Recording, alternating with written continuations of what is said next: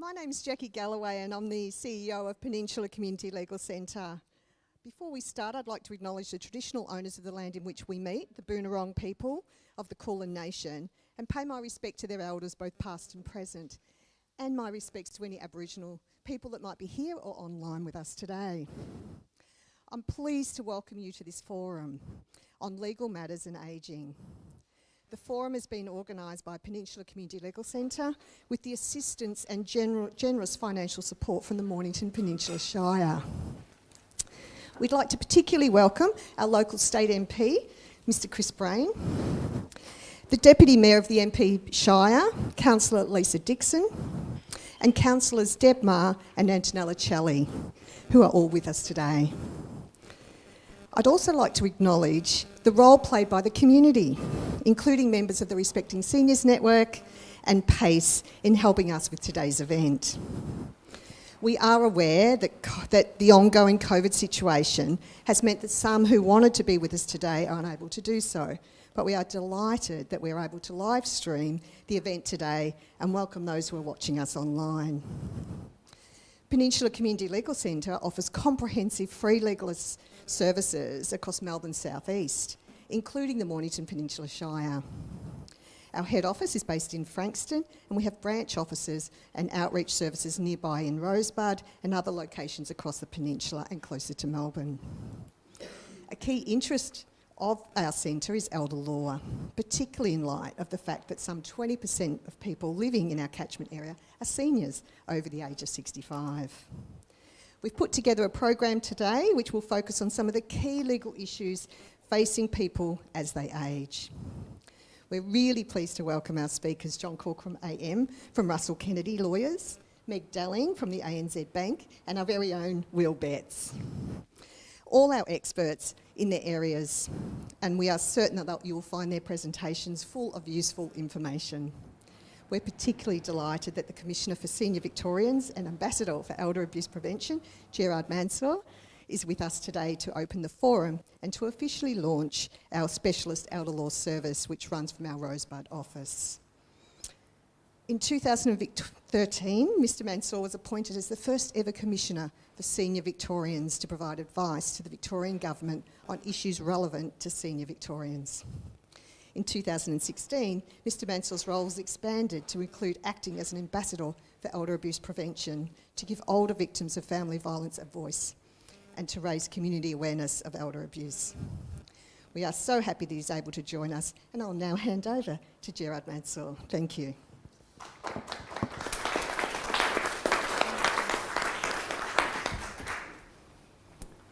Thank you very much for that lovely introduction, and hopefully the technology work. We're running live now, so thank you very much. I'd like to welcome everybody to the Peninsula Community Legal Centre Elder Law Forum, and I'm delighted to say it's one of my first out and about activities for a period of time, so I can't think of a better place to come with such wonderful people and such a magnificent view. Doesn't it bring Australia together in such a beautiful way? I'd also like to acknowledge the Boonwurrung people as the traditional owners and custodians of the lands and waterways that we're meeting on here today. I'd also like to acknowledge them as the longest living civilisation in the world and how fortunate we are to live on their land. I'd like to pay my respects to their elders past and present and Aboriginal elders on other communities who may be here today. And my congratulations to you and to the Centre for bringing the forum together in such a wonderful array of speakers, and I'm delighted that I'll move from an opening speaker to facilitate the forum a little bit later in the event. And just a plug, I was just asking of Kirsten if at some point today to showcase the fact that we're out and about again as seniors, I'd love a photo to be able to put on my Facebook page. So those of you that are happy to be showcased, we're going to work that into today's presentation. But look, I'd like to open today by giving a few reflections about where I think older people themselves are at. I think in any forum like this, it's always good to embed our conversations in, where are we as a community at the moment? And I think older people I see a bit like a third, and a third. So I'm not saying the numbers are exact, but I think there's about a third of us that are already as senior Victorians out and about again. People that reconnected with families, loved ones, have been to the football, been to live shows, and are very confident to re-engage with our community. They've had their initial 2 shots and their booster shot, and they've got a confidence that with some management of practice they can re-engage in a safe way by exercising their judgment. So of course that group are people that have a degree of confidence about where they are in terms of the spread of COVID. I think there's another group that just a little bit step back from that. They're pretty confident, but it's all about balance. Like today, people that are deciding to still wear masks themselves may have an immune compromisation or concerned about making sure they minimise the risk of spread. I, for example, always make sure if I'm in a supermarket, I'll always have my mask on. So a number of us are making balanced decisions about how we see balancing risks. So not quite as far out as some people are, but I'd sort of put myself in that middle category. But the group that I think is a significant group for us to think about in terms of today's event are the people that are not here. And as part of my role as Commissioner, I try to keep up with where people are at. And of course, with having less events in the last couple of years, I've relied, like so many people, on other forms of communication and information. Part of that is through peak bodies. I chair the Senior Victorians Advisory Group, established by the Minister, and delighted to say, and a shout out for Winston Trude, who is a very active member of the Senior Victorians Advisory Group that I chair, and he makes sure the views of seniors from the Peninsula, but more widely, are represented in our group. And thank you for the role that you play, Winston, in making sure that I get very accurate feedback. And we had a good conversation for over an hour just recently on a range of issues on Winston's mind. But when we think about that last group of people, they're remaining significantly conservative. They're not yet coming to these forums. Some of them may be listening online, but of course with technology limitations, some of them may not yet be reconnecting at all. They may have good, strong family networks around them that are supporting them and engaging with them, but of course they may not.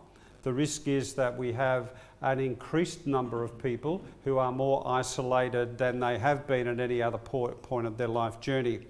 And of course, that can be an entirely reasonable position, depending on where they're positioning around their own health. But it could be also an overly conservative position. And I think the challenge for us is to think about what type of initiatives or engagement do we need to do as we gradually ensure ourselves as a community that people aren't overly isolated beyond what they need to be in a reasonable point. So this is all about balance and balance of risk, and we approach that in different ways. So I just wanted to name that as a starting point. We're not all at the same starting gate. We're at all very different points of starting gate. I've said to you 3 very high-level groups, but of course it's far more granular than that when you drop down to the next level. But I do think as a community we need to be aware of that. Even practical things, when we're re-engaging with people we haven't seen for some time, are they happy that we hug? We might have done that in the past. Are we comfortable to do that now?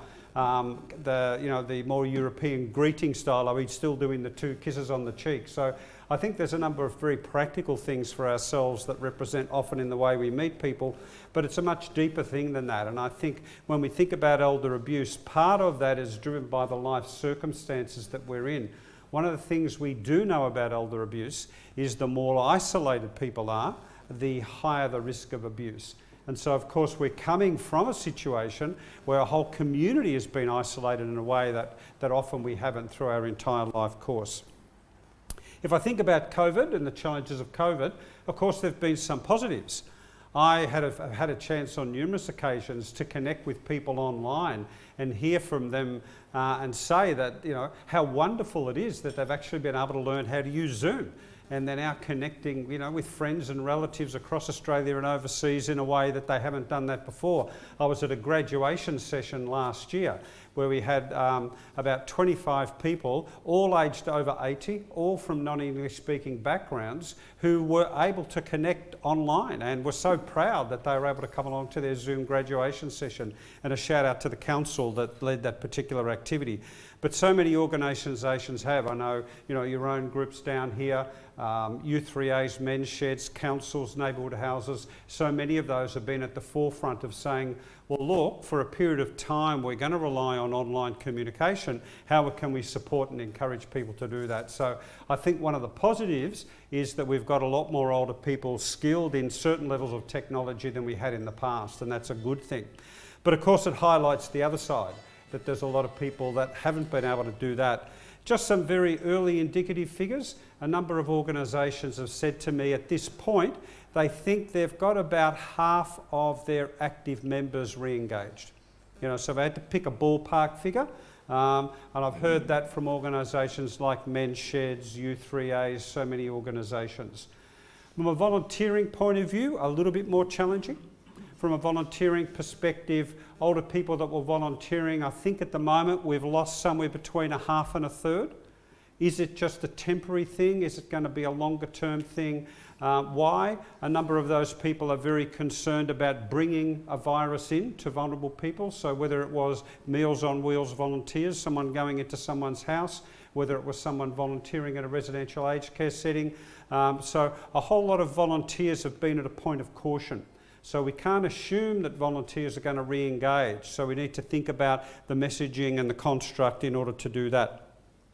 So of course there are very significant challenges that a number of people continue to face that do set a context for today's forum when we think about elder abuse. I'm delighted that John today is going to talk a bit more directly about aged care. I think that's a really important topic. In terms of my work as a commissioner, probably the biggest change that occurred for me in the last 2 years is becoming an active advocate for families and residents that live in residential aged care in terms of communicating with our public health team. Thinking about, okay, we've got to try to find a balance between the risk of taking COVID into vulnerable people in residential aged care with the absolute importance that they still have an appropriate level of social connections and engagement and presence of their loved ones in a safe way. And that's been a challenge. You know, it's been an absolute challenge trying to strike that balance. Part of it's been driven early on by an absolute lack of understanding of how the virus spreads. If you cast your mind back, we still have learnings about how the virus spreads. So how do we find that balance between ensuring that people that live in residential aged care have an appropriate connection with their loved ones? And I'm delighted that we've named that as an important topic for today. And I think that the virus has and will continue to impact probably most people who live in residential aged care. And so I think it's something we need to keep front and centre on our minds.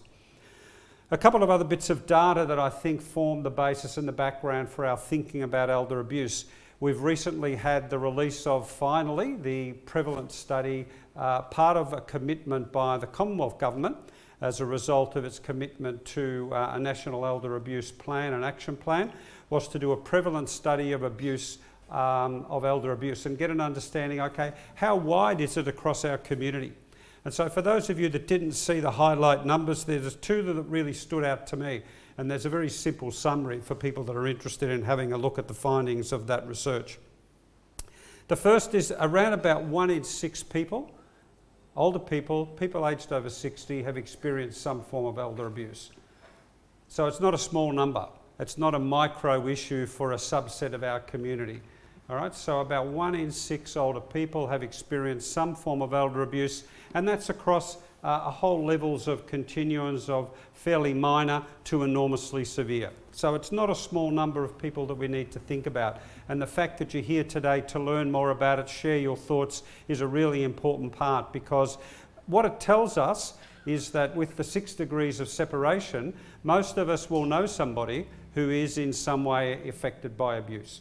It could be us, it could be people within our own family network, it could be people in the 2nd or 3rd degrees of separation. So somewhere reasonably close to us, we're going to have people that are in some way impacted by elder abuse.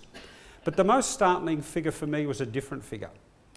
I've always had the view in my role as a commissioner that older people tend to be lower level complainants. So if we think about who are the voices in our community that express concern, that are out there, belling the cat and banging the cans, it's not often older people. And the startling statistic for me was 2 in 3 people that are actually experiencing elder abuse now have not reached out for support or done anything about it. 2 in 3 people are living with that abuse and have yet to do anything about it. So it tells us that all the services, all the outreach we've been doing, which is all positive, hasn't yet even got to the majority of people that are currently experiencing abuse, let alone the risk of abuse coming in the future. And so I think against that context, today's forum is just so important, isn't it? To continue the conversations, to dig a bit deeper, to get a better understanding about what's happening in our community in terms of elder abuse at a time where we know one of the highest risk factors, which is isolation in itself, is an ongoing consequence of the COVID epidemic in itself. And so what better time for the Peninsula Community Legal Centre to announce its new service? You know, you couldn't have picked a better time in terms of the context of noting that establishing this free legal service for an organisation that's been around for 45 years is such a critical part. And so I'm delighted to formally declare that service open. That there'll be opportunity for people that want to buy into getting advice on topics such as aged care, estate planning, physical or financial abuse or general law issues, just to name a few. There will be an opportunity to make appointments and to make a booking to tease out those issues and have a pathway to support. So I'm delighted to have formally launched that service and to be part of today's forum and to hand back to our MC to take us forward. Thank you.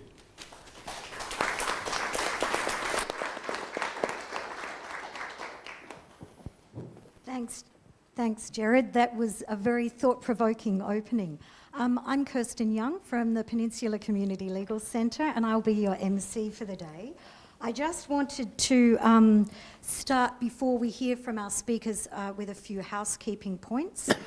The toilets, if you haven't found them, are through the door down the corridor to the left. And while today is a legal forum, it's important to note that we're not going to be giving legal advice today. It will just be information about the issues.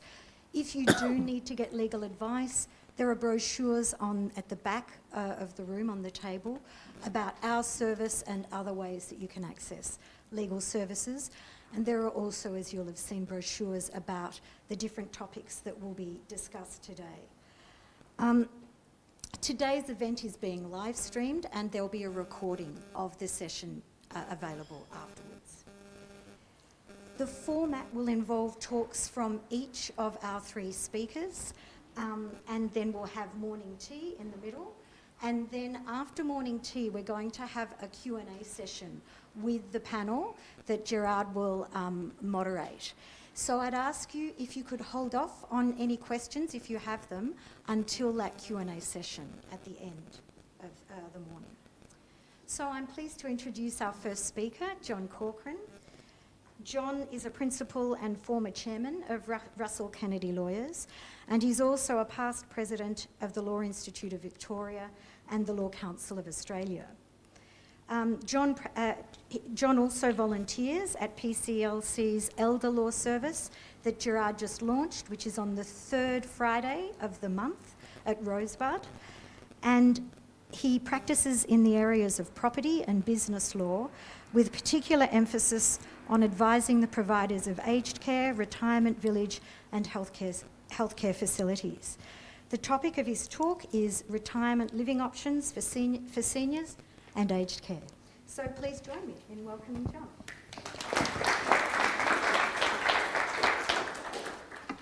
Thanks very much, Kirsten. I've now got to weave the magic of the Bluetooth.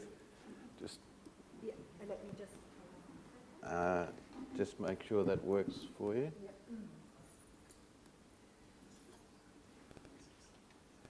Technology. Anyway, it's lovely to be here, as was mentioned by Gerard, looking at this lovely view. Okay?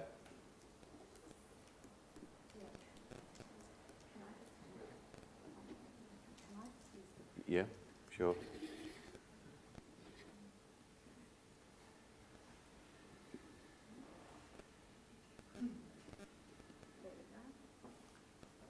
Okay, so just right at the edge there. Okay. All right, well, it is a pleasure to be here, and it's also a pleasure to help PCLC with the new service in in Rosebud, where we tried to open it 2 years ago, but COVID won that battle. And we had one session with Will there and myself waiting for clients, and we had quite a few clients initially, and then we had to close down for nearly 2 years. So it's great that it's back up and running. Today I'm really going to talk to you about particularly retirement living options, but I'm really going to focus on aged care.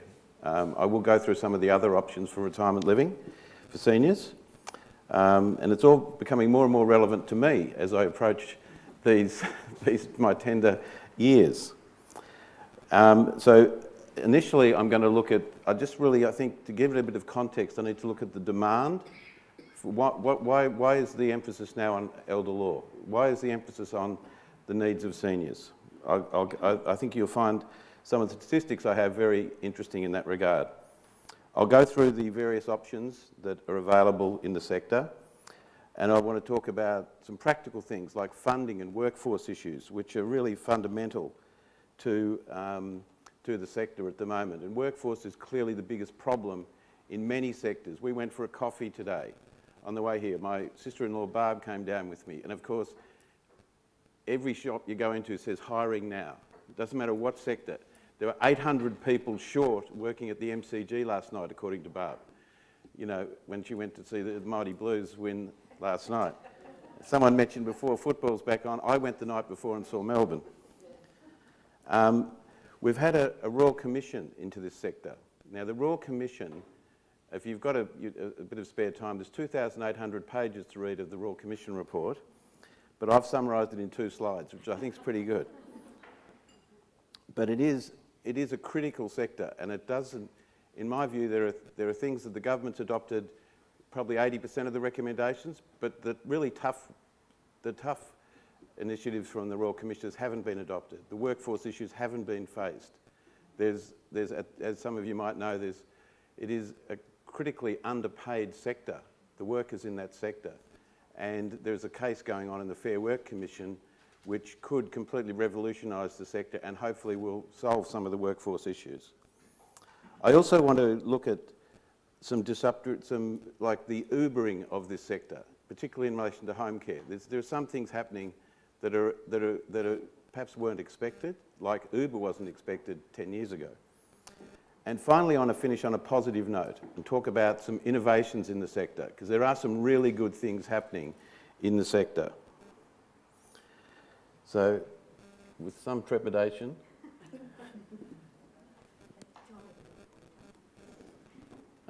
maybe. Okay. All right. So I'm starting with the context. Now, if you think it's a problem today, have a look at some of these statistics. 70% of all people who have ever lived anywhere to the age of 60 are alive today. Over the next 30 years, the number of people in Australia aged 65 to 84 will double, and the number of people over 85 will increase by 4 times. Australia's average life expectancy is lengthening by more than 5 hours a day every day. And I can't substantiate this, but I have read somewhere that the first person to live to 150 is alive today. I'm not sure that's an ambition of mine, but perhaps the next slide. Again, some more startling statistics. You can read what's on the screen, but the one that really jumps out at me is that by 2030, which is not that far away, there'll be more people over 65 in Australia than children under 14. Now, what does that say about the ageing of our society? So to the extent there are any problems with funding aged care now, just think what the situation is going to be like in 2030 and 2050. Perhaps go to the next slide. And this just confirms it, that the fastest growing age group in Australia is the 85 plus age group, increasing at 3% annually. By 2060, there will be 1.9 million Australians over the age of 85, over 40,000 of whom will be centenarians. It's quite extraordinary.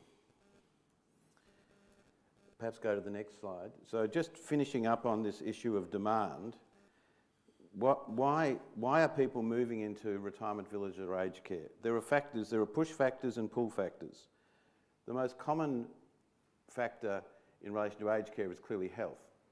And I'll talk about this a bit later, but the aged care sector has become for the very frail aged. There used to be a low care sector and a high care sector, but a number of years ago the government had a living longer, living better reforms, which really pushed people who previously were in low care hostels and aged care facilities back into retirement villages or remaining at home to get with home care support. And so those that went into aged care were the much more frail aged. And you'll all know that from your daily contact with that group. Things like the death of a spouse, no family support are other factors. Again, it's quite a complex scenario. There's the cost and affordability of the sector as well, which is something I'll address later on. So perhaps the next slide, thanks.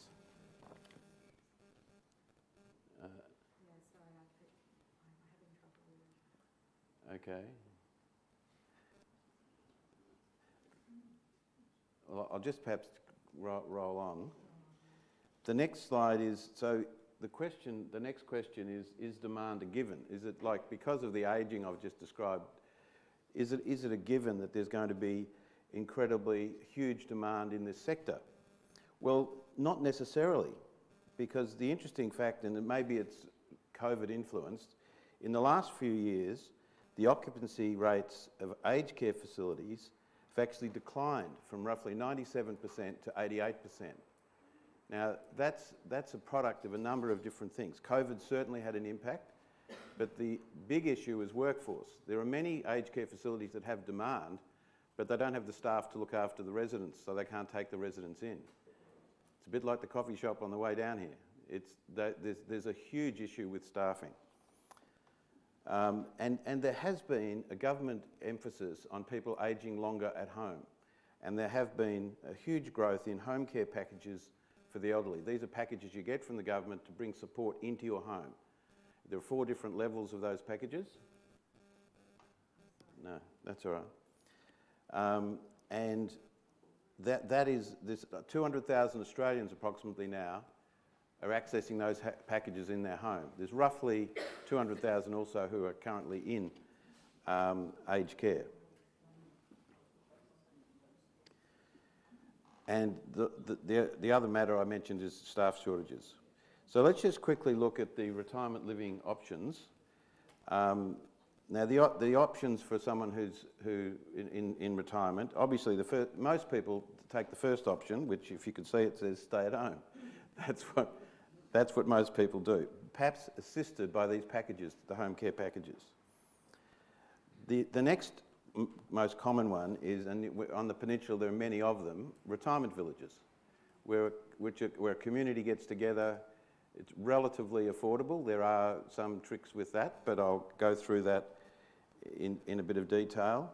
There's also a trend, quite a common trend, for people to move into what looks like a retirement village, but it actually is a movable dwellings.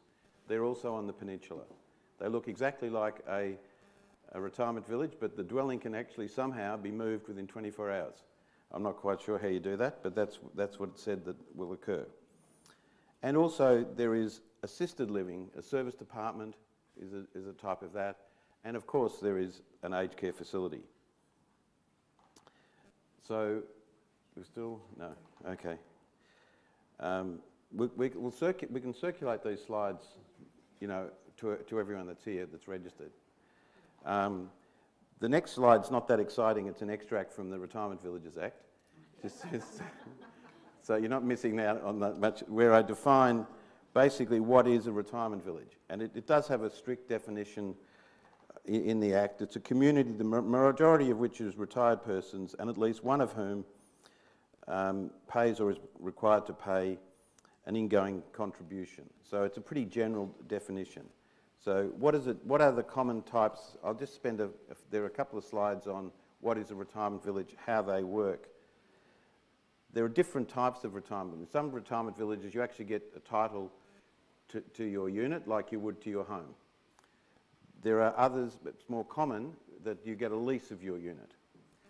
There are all sorts of different financial arrangements at a retirement village. There are management agreements, option agreements. One of the things I've said here is it's really important. These are complex, can be quite complex arrangements. It's something you really need to get advice on before you enter a retirement village, so you know exactly what you're up for. In relation to the financial side of retirement villages, what you have to look for is what is your ingoing payment, what is the regular service fee, is there an exit fee, what if so, how's it calculated? Is there a fee that you have to pay to when you resell your unit? Do you have to refurbish your unit? And are there sinking fund contributions? You just need to be really clear that you understand that.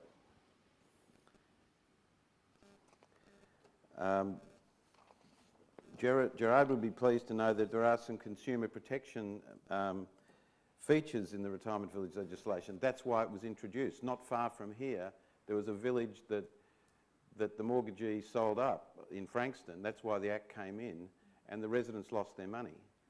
That was not acceptable. So the government created a scheme where if it's a lease-type village, there's a charge in favour of the residents on the actual lot. It has to be a first charge on the land. So that gives security to the residents. How exactly that would be enforced if there was no payment is a different question, but at least the charge is there. There's also a notice that must go on the title to say this is a retirement village. And there are also other documents like fact sheets and disclosure documents that have got to describe in lay terms what I just mentioned about the financial features and the like. So I think that's been a really good benefit, and that Act is being currently reviewed by Gerard and others at the moment. So let's now just turn to, okay. We're moving more back onto aged care. I think one of the most amazing stats there in relation to the funding of aged care is it's largely government funded. That's for both the private and non-for-profit aged care facilities. 80% of the funding comes from the government, and that is where the government has a real vested interest in things like this Fair Work Commission case, because if that case goes in favour of the workforce, that will have to be funded by government. It's not realistic for it to be funded any other way. And another interesting statistic, there's a lot of pressures, as we always hear every year around budget time, on the budget, the Australian budget. At the moment, aged care, just aged care, is the expenditure on aged care is 5% of the whole budget. That's a big item. Like I think I read the other day that there's 3% of the budget is spent on defence. 5% is spent on aged care. Now, most people in this room probably think that priority is right, but with what's going on in the world at the moment, you'd expect that the government is going to want to, there'll be an election campaign about spending more money on defence. Well, if there's more money on defence, what's going to be available for aged care? There also is a payment that the residents make into aged care. You either pay what's called a RAD, which is, they love acronyms in this sector. This is a refundable accommodation payment, and what that is it's effectively like a bond, where if your assets are such that you have to pay a bond to go into a facility, you pay, it's like making a loan to the facility, and you get it 100% back when you leave, or your estate gets it back. The alternative to that is you can pay what's called a DAP, which is effectively rent while you're there. As I mentioned before, there's been quite constant change in the regulation of aged care over the time. For example, on the My Aged Care website, every facility has to clearly advertise and show, publish what their prices are for entering their facilities. And in home care, there's been a change to what's called consumer-directed care, so that the consumers get the packages, then they find a provider, not the other way around. So there's been, and I think that's one thing that it's difficult for me, who practices law in this area, to keep up with the regulation. It must be pretty tough for the residents and the users of these services, because it's a constantly changing dynamic. Even at the moment, for funding of the sector, the way it's worked to date is that the government pays what's called an ACFI, another acronym, depending on the health of each individual resident. They assess each resident and say, okay, for that resident we'll pay you $200 a day for their needs. And that is being replaced by another acronym called the ANAC. And the ANAC has been announced, but there's been no detail about what that funding is going to be. And that's supposed to come into force later this year. So there's going to be no advance warning to the sector what they're likely to get funding into the future, which is, again, problematic. And I'm sure the banks don't like that, Meg, because they can't work out when they're assessing a proposal to fund a new aged care facility what the income's likely to be. So perhaps moving on to the Royal Commission. Just hit the button when we're going right for time? Okay. As I said, there's 2,800 pages, 148 recommendations, 126 have been accepted by the government so far. The Royal Commission looked at the numbers, and the Royal Commission went for 6 months, had a lot of resources, looked really deeply into the sector, and noted that the government spent $23 billion a year on it. But the Royal Commissioner said the government needs to spend $30 billion. Now that's before the Fair Work case that's on at the moment, because we must bear in mind that the personal care attendants at an aged care facility are amongst the lowest paid workers in Australia. And if you think of their responsibility of their role, that just doesn't line up. Why should they get paid less than a barman at the Dramana Hotel? So, as I said, on 2 slides when you see them, I've summarised the Royal Commission report. Okay, so we have a universal right to quality care. That's a fundamental thing. So we get the problem with some of these recommendations is it doesn't say exactly how. It must come back to care. It must come back to the number of people that are providing the care at each individual facility. But of course, the more people, the more salaries, the more cost. And 80% of that cost is government cost. There needs to be, because of some of the very unfortunate events that people are well aware of, there needs to be a restructuring in the governance in aged care. It's been suggested that there be a new bureaucracy under the Inspector General to be the Inspector General of aged care. I think one of the things that we've got to be careful about in the sector is that the funding actually goes into the care, not into the sort of the regulation of the sector. But it's it's really important that there's strong regulation, but it's more important, I think, that the funds go into the actual care.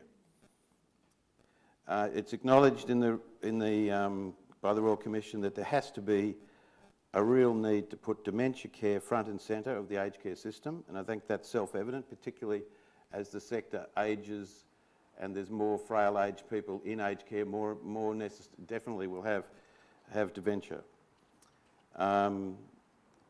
There's also greater assistance for families is suggested to access services in their local communities.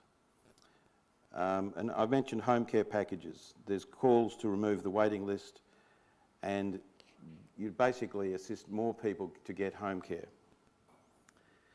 Now I will deal with the workforce issue, which, as I said, is pretty self-evident. But one of the most, it is the major structural issue in the sector at the moment. But on this next slide, it gives some statistics again for you, and I think you'll find this quite staggering. In 2012, there were 16.3 working aged people for every person over 80. It's estimated in 2050 there'll be 5.5 working people for every person over the age of 80. So again, you can see the demographics are putting pressure on this sector. You'd have to think in 2050 that those 5.5 people working will be paying a lot of tax.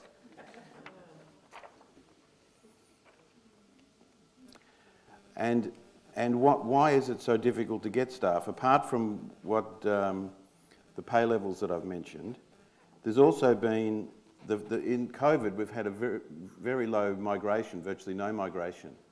And that is a very big supplier of carers in aged care.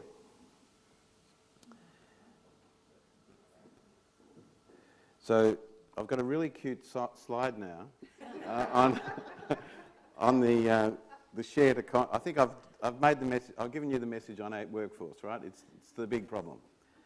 But I've also looked at the shared economy. I've got the happy Uber driver and the grumpy taxi driver here, and also we've got another slide saying a closed golf course and then Qantas Golf.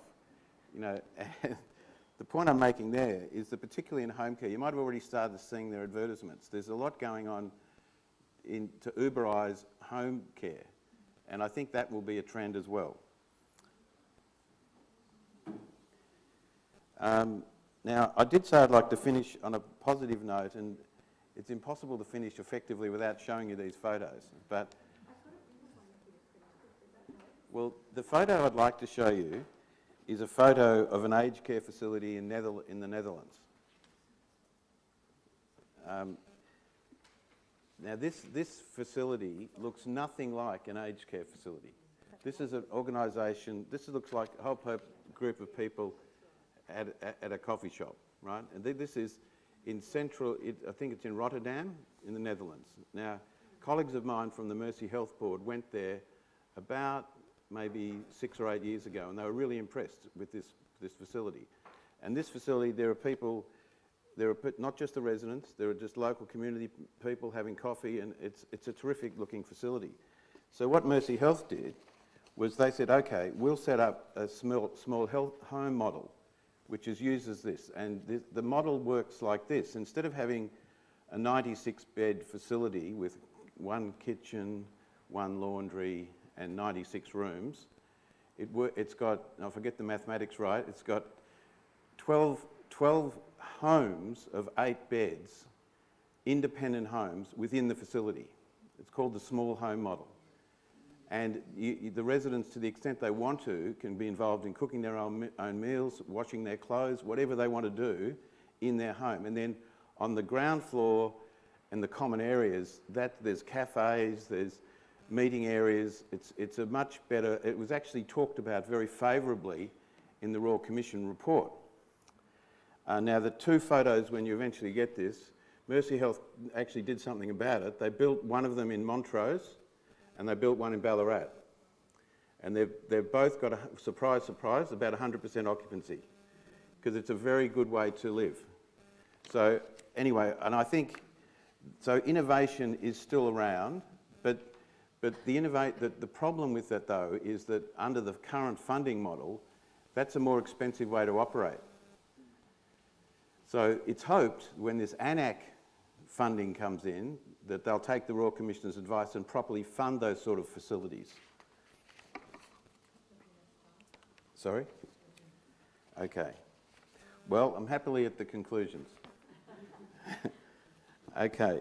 It's actually easy to read on this. I'll just keep going with this. Okay, my conclusions, and these really relate more to aged care than to retirement. The retirement living seems to be generally going fine. You know, around here you've got terrific villages like the Village Glen and places like that where they're pretty established within their communities. There's quite a big demand for them. They seem to be going reasonably well. And their legislation is being reviewed by Gerard and others, so I'm sure that sector will be okay. But the conclusions really in relation to aged care is sector-wide workforce crisis, the staffing challenges must be met. What I think also we need to do is provide a career path for people in aged care at every level. You know, the personal care attendants, the nurses. Why should a nurse in aged care be paid less than a nurse in a hospital or a nurse giving COVID vaccinations? That doesn't make sense to me when you look at the level of the responsibility. I think inevitably the government funding will need to increase, and watch this space for the Fair Work Commission. And I think the retirement villages will become the new low care facilities, so that there'll be more and more we're seeing this, that the home care packages go into a retirement village. It might be it's a 200 unit retirement village. It's more efficient and if to deal with everyone in one village rather than just go from suburb to suburb. I hope there's more innovation like the examples I've given you from Mercy Health, which I'm very proud to be associated with. There's going to be more, it's an absolute certainty there's going to be regulatory changes. But let's hope, and I took this, I think you can read, that says, this was in The Age a couple of Sundays ago, aged care should be a key election issue. Well, it hasn't become one so far. We can only hope. So thanks very much.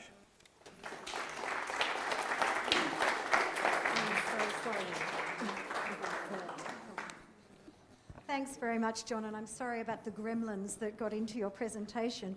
I think you've had our next speaker, Meg Darling's slide up behind you for most of your talk. Meg, I can't guarantee that the gremlins are not going to affect your presentation as well, but I'd like to welcome Meg, who's our next speaker. She's the Customer Vulnerability Lead from the ANZ Bank, and she's going to talk about financial issues, including financial abuse and financial scams. So welcome.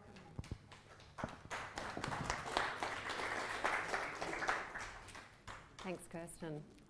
Hi, everyone. Just check my microphone's working. I'd like to start also by acknowledging the traditional owners of the land on which we're meeting. I pay my respects to elders past, present and emerging, and any Aboriginal and Torres Strait Islander people who might be with us today in the room or watching on video. I'd also like to thank Jackie and Kirsten for inviting me to join you at the forum today. It's really fantastic to connect with others in the community legal sector, Gerard and John, and to really foster a conversation around these important issues. ANZ is alongside a number of other banks participating in a trial at the moment with Victoria Police to look at how we can collectively build better responses, stronger responses to elder abuse, and in particular financial elder abuse, which is a real challenge for us in the community. And banks do see this. Very sadly, we are on the front line of seeing financial elder abuse. So I'm going to talk a little bit about what we see, but really what I want to do today is give you some practical guidance on things that you can think about to protect yourself, to protect family members and friends. I'm going to touch a little bit on elder abuse to start with, but then a bit of a subset of that, which is very, very topical, is the cyber type of abuse that we're seeing more and more of. And I'm pretty sure everyone here today has been on the receiving end of a scam. They are everywhere, and we're going to talk a little bit about scams in particular and what you can do to try and limit the risk of harm from scams. I'm not sure if slides are working. I'll just go with it. All right. Okay, well, I might put my slides in front of me. Good to have a backup. And I'll quickly just touch on my role as well as a Customer Vulnerability Lead at the bank. All of the Australian banks have a customer advocate. This is a role that is required by our industry banking code of practice. And this is it's an office, it's a team in all of the banks. It's more than one person, although it's headed by the customer advocate, that really is there as an independent voice to really try and improve customer outcomes. Within that team, we have some specialists that do particularly complex and sensitive case management, so things that are referred through that our frontline staff would see, that would include things like elder abuse. In particular, where there might be concerns about cognitive impairment, and we're worried that there's no one looking out for that person. We haven't really been able to identify someone to help. But also within the Customer Advocate Office at ANZ, we do a lot of strategic and policy work, and that's the area that I lead. It also takes in accessibility, so we look at people, we look at policies and programs to support people in the community who may experience barriers into doing their banking. That could be due to remoteness, that could be Indigenous communities in Australia, could be due to age, could be due to digital literacy, language barriers, disability, and a whole range of things that may present barriers to people.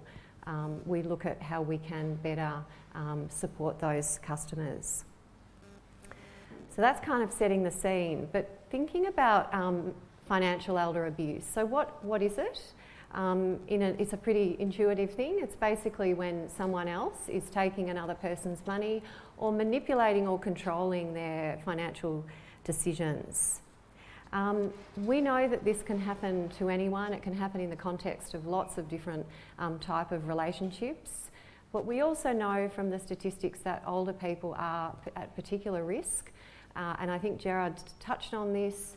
Isolation is a really big risk factor, but also people that rely on others for their care. We also know, we've got a sort of intersection where there's disability, physical or other types of disability that again may increase the need to rely on others for care. There are also other risk factors like low financial literacy and language and cultural barriers. And absolutely COVID has exacerbated this for us in the community. Again, Gerard made that point very, very well, because we've seen a huge increase in isolation. And for people who had a particular health need to isolate, others who are still not comfortable to be moving around in the community. So that's still a challenge that we face. So it's really, really common, really normal to be looking to get some help with your banking as you get older, and we think that is a phenomenon that we see and our frontline staff are ready to help with, but of course it can open the door to abuse. As soon as you let someone in to help with that, you do increase that risk. So there's a couple of ways that we do at the bank see support. We will see it through what I would call a formalised mechanism, like a power of attorney, and there's different types of powers of attorney. There's ones that you can put in place that will expire if you lose capacity. They essentially come to an end. And then there's enduring powers of attorney, which will endure beyond you losing capacity. So we see those, they're very common.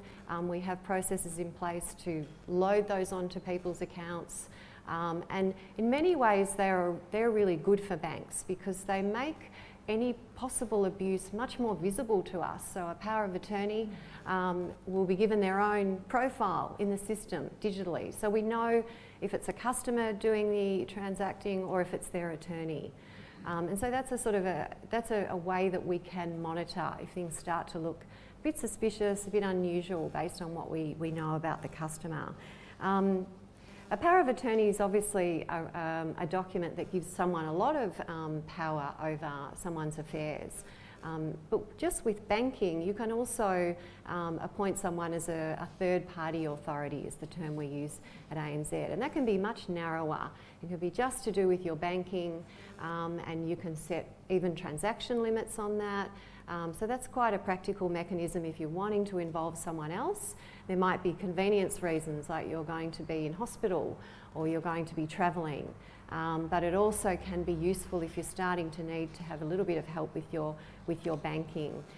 There's ways that you can reduce the risk of someone abusing even powers of attorney and third-party authorities, things like appointing multiple people. So I think even if I'm a power of attorney for my mum, and there's other siblings that I have that share that with me. So what that means is we kind of keep each other accountable. So, I mean, none of us are really going to do the wrong thing, but if you did have that risk within a family situation where these are very common, there's more visibility, there's more transparency if you have multiple people who are able to transact and help support with those affairs. But interestingly, we also know that there's a lot of informal support that happens in the community. And in many ways that's fine, that's a normal thing, but it can be problematic in the banking space. And interestingly, the elder abuse prevalence study that we've heard about this morning had a really, really interesting statistic for me in there. And that was that 28% of older Australians that responded to that survey said that they'd given their PIN or their password or their bank card to another person. So that might work really well for lots of people. And I bet lots of people here in the room have done this. They get a bit of help from someone else. But it can be problematic for a bank because it's essentially invisible to us. We don't know that someone else is doing that. So in terms of monitoring, we do a lot of transaction monitoring. Most people would be aware that banks are looking out for fraud. Very much. That's a big challenge. We have a lot of software that's looking out for fraud. That can also pick up unusual transactions that might actually be abuse. So it's a trusted person, or it could be that we don't know that a customer has given their card or their password to someone else. And all of a sudden, some transactions come up like we're aware that the customer is a resident in an aged care facility, and suddenly we see large transactions like the purchase of renovations or travel or something that really does not line up with what we think that customer would be doing. And so if it's an informal arrangement, could be that someone's given that card or password and then the abuse has followed, it's not necessarily going to be as easy for us to pick up unless our sort of suspicious monitoring pings it. So that's something to think about.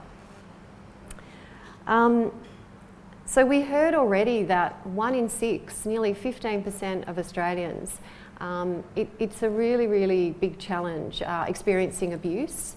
Not the biggest category is actually psychological abuse, but financial is it's second or third down on the list. So it's still it's still a really big challenge. And I think one of the takeaways I would love you all to have today is that from the bank's perspective, we really do get a lot of help from concerned family, friends, neighbours.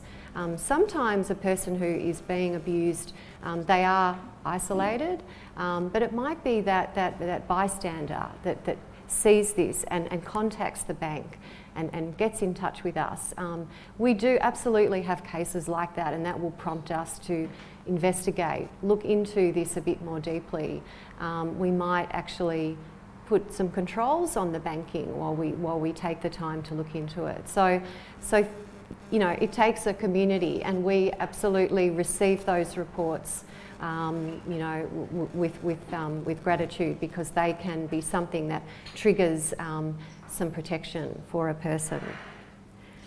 So thinking about the kind of things that we can all do to limit the risk of abuse, I think thinking about who you might be appointing as your support team is important. We can often default to other family members, and in fact, again, the prevalence study showed that the biggest perpetrators of elder financial abuse are adult children.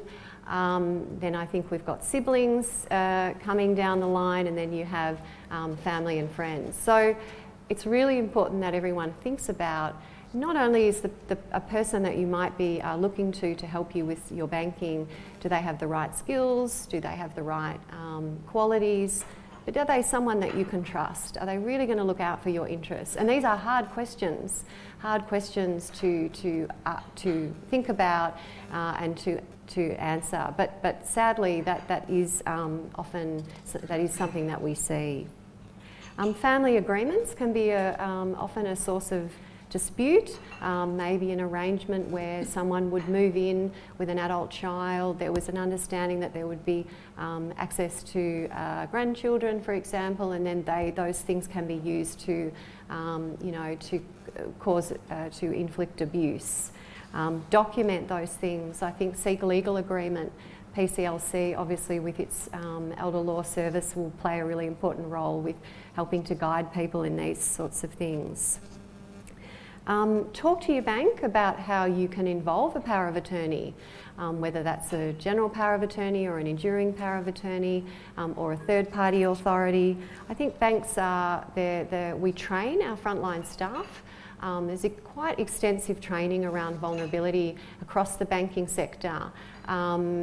And that includes things like how to help people to, limit the risks of abuse, and things like what we call decision-making instruments. What do they look like? How might they be helpful for someone? They won't be able to give you advice, of course. They will suggest that you seek legal advice, but they'll be able to talk in general terms about what sort of options might be available. If you do have a power of attorney in place, it's really important that you let your bank know if there's any changes to it or if it's been revoked.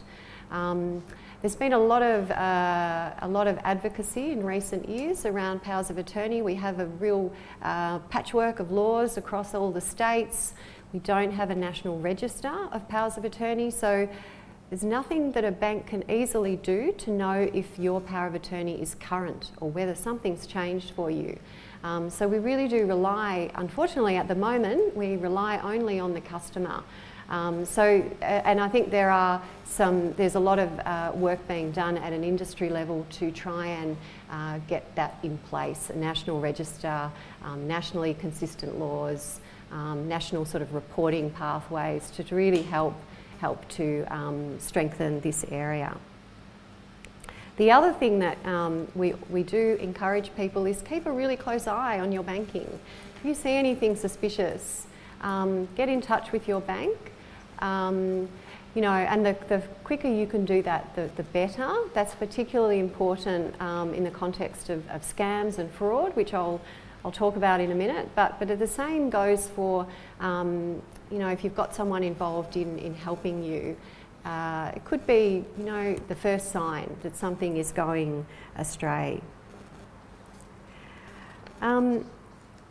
So what do we do when we see some suspected abuse?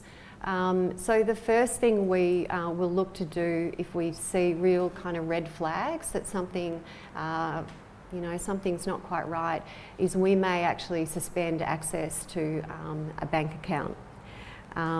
Obviously this can be a challenge, so this is where a lot of our case managers have to really look closely at these scenarios.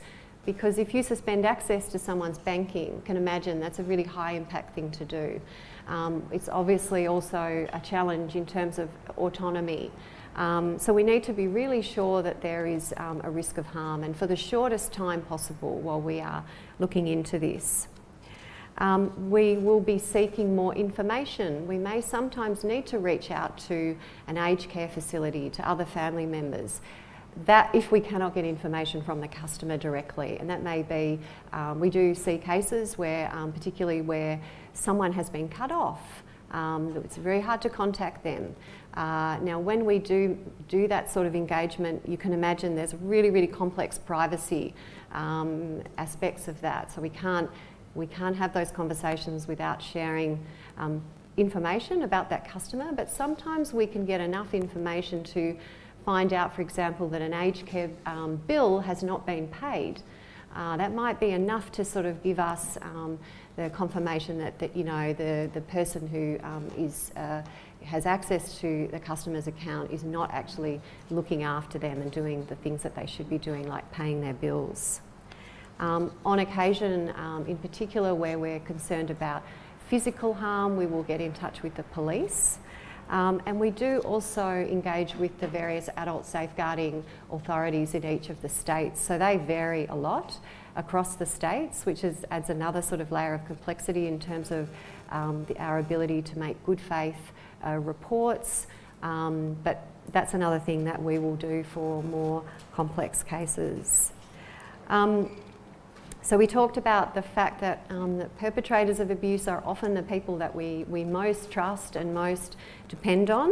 I mentioned that children Children are the largest perpetrator group, 33% in the National Prevalence Study, followed by friends, 9%.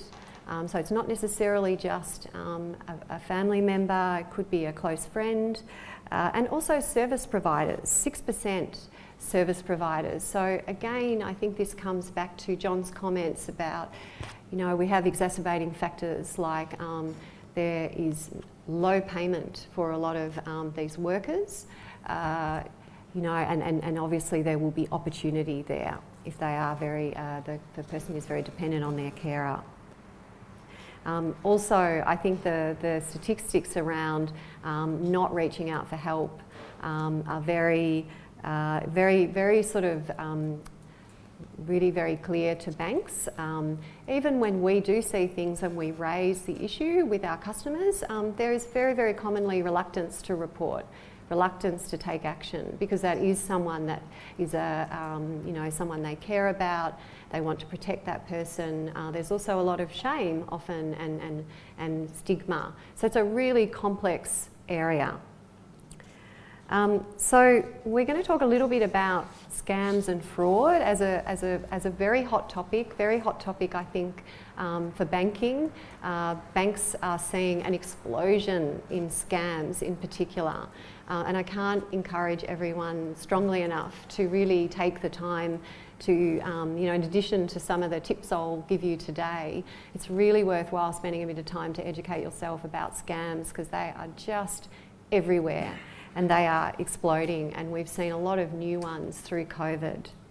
And the banks are seeing very, very significant explosions in loss, in customer loss. So people are losing large sums of money.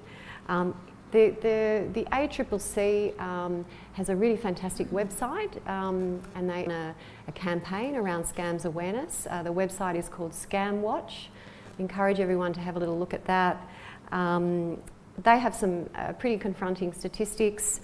In last year, and these are the reported scams, nearly 270,000 Australians made a scam report to the ACCC with losses of $323 million. So it's really staggering. We also know that, I think the statistic is, they believe that only 30% of scams are reported. So it's kind of the tip of the iceberg. So scams obviously cause a lot of financial loss, but they also cause very significant emotional loss to people, emotional harm to victims and the broader family. Scams obviously target people of all ages and all backgrounds. They don't discriminate, but there are definitely some scams that are targeting older groups. If you look at the ACCC website, they've done a lot of research into this. One of the drivers is this group will often have more money. That's a kind of a good target. Go for people that have more money. Romance scams are a really growing challenge. Scammers actually are very predatory. They will scour dating sites and they'll look for older people according to their profile who have recently divorced or lost a long-term partner. So they kind of scrape that information from these websites and then they target those individuals.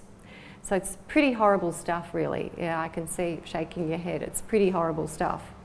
There's also a belief, rightly or wrongly, that older people may be less internet savvy or tech savvy. Now we know at the bank that actually older Australians are one of our biggest users of digital channels. So we know that the data tells us that older people are moving really quickly to digital platforms and systems, and they are embracing them just like every other age group. But I think there can still be this prevailing perception. So what kind of scams are we seeing? I'm going to do just a bit of a run through. We did have some slides, but so the things that you may have already been on the receiving end, an IT support type scam, like your Telstra ringing you to say that they're ringing because they're there from technical support. They might require remote access to your computer. Unfortunately, lots of people are giving this, they're granting this access. So one of the interesting developments that we're seeing in the financial sector now is what we call behavioural biometrics. So I mentioned that banks do lots of monitoring, lots of software is running in the background trying to pick up things that don't look like you based on what we think you would look like in terms of where you might transact, the types of transactions. But the latest sort of overlay to this is looking at your behavioural kind of fingerprint in how you're transacting. So it might be that you know, Meg tends to move around the screen at a certain pace. She tends to click here. She tends to you know, take a certain speed. There's a whole lot of things that sort of look like your fingerprint, your biometric fingerprint in terms of your web activity. And if someone is remotely accessing your computer, all of a sudden that will ping this software to say that, hey, that's not Meg, that's someone else actually doing that that transaction activity. So that's a kind of a new phenomenon that we're seeing being used a lot more by banks. So as the scammers open up new frontiers, we're trying to scramble to come up with new innovations and new technologies to respond to that. Romance and dating scams, particularly heartbreaking ones, I think, is the second most common category. Obviously, this is where a scammer forms a relationship with a person, and they may or may not extract money, but in the cases where they are extracting money, it can be really, really large sums of money. I think there's also cases where people have been you know, asked to be put into a will. So, you know, pretty horrible stuff. Investment scams. These are actually by far the biggest category of scams, investment scams. So, and we at ANZ, we've seen particularly some culturally and linguistically diverse groups across Australia impacted by these, where we have this sort of almost like the trifecta, I call it, where there can be language barriers, technology literacy barriers, and you know, language, cultural and tech literacy barriers. And they will sometimes, the leaders in some of these communities will actually do the scammers' work for them. They'll disseminate the scam through the community saying, hey, this is a pretty good opportunity, you need to download this app, you only need to put $1,000 in, and then you distribute it to 10 more people. It's a bit of a pyramid scheme type thing, and those 10 people put some more money in, and then it will, in theory, come back to you. But then the accounts get shut down very quickly by the scammers, so the banks are often scrambling to sort of find these accounts. So these can be really, really harmful, and they can spread like wildfire, and then they disappear. The scammers will literally evaporate and the money's gone. So yeah, investment scams is really something to be looking out for. Other types of things like job opportunities, sort of get rich quick jobs, travel scams. We probably haven't seen as many travel scams in the last couple of years.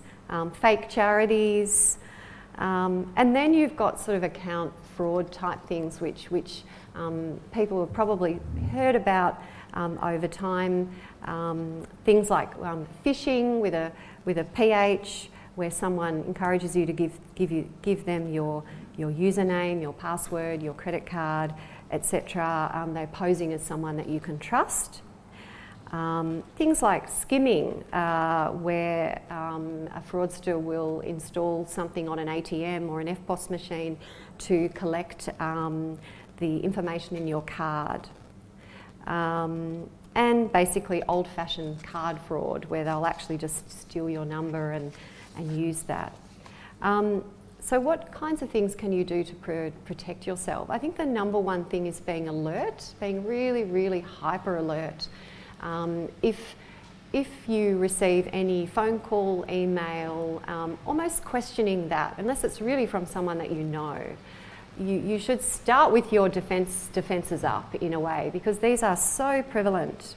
And of course the old saying, if it looks too good to be true, it probably is. Don't respond to phone calls. I think we've all had those phone calls from, you know, far-flung parts of the world. Don't answer those. If you do accidentally answer, hang up.